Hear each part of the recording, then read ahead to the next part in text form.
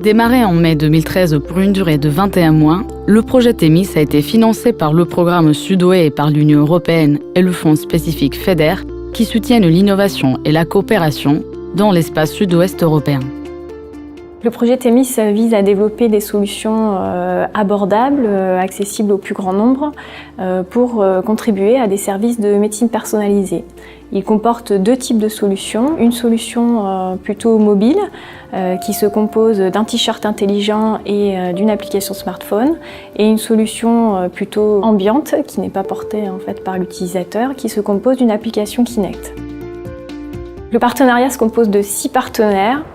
3 partenaires sont plutôt de profil technique, donc ils ont développé les solutions de textile intelligent, la plateforme logicielle et l'application Kinect. 2 partenaires sont plutôt de profil médical, le CHU de Toulouse et AIDFM qui ont contribué aux spécifications médicales et à l'évaluation. Et un partenaire Conetic qui est une association industrielle qui favorise le transfert des résultats vers les industriels et l'exploitation future des résultats. Le premier projet est de mieux caractériser l'activité physique. En effet, on sait que l'inactivité physique est un facteur de risque pour beaucoup de pathologies, comme pour le diabète, l'hypertension et aussi d'autres pathologies. Les médecins sont souvent amenés à prescrire de l'activité physique comme un élément du traitement, mais il est souvent difficile d'évaluer précisément ce que le patient a fait comme activité physique.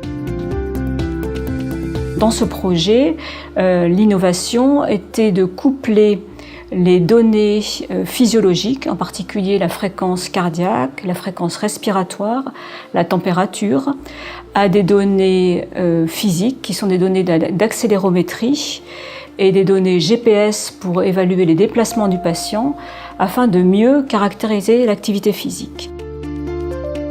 Donc pour ça, il y a un algorithme qui a été développé pour justement savoir si le patient ou le volontaire sain est en train de marcher, courir, faire du vélo, et de lui donner comme ça en fin de journée, de fournir aussi au médecin un relevé de l'activité physique que le volontaire sain ou le patient a effectué.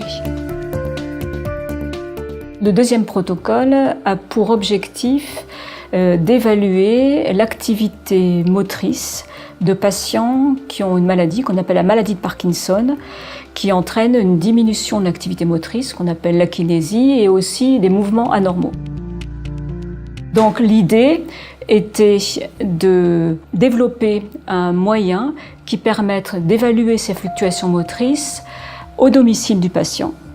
Un moyen simple, c'était d'utiliser par exemple les consoles de jeu, telles la Kinect.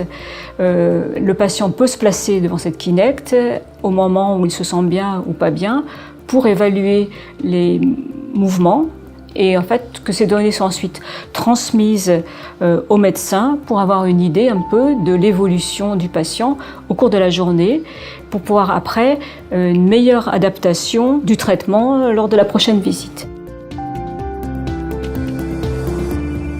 Ce projet aura été une phase préparatoire de faisabilité technique. Cela aura permis d'élaborer des prototypes et de tester l'acceptation des systèmes développés par des volontaires et des patients.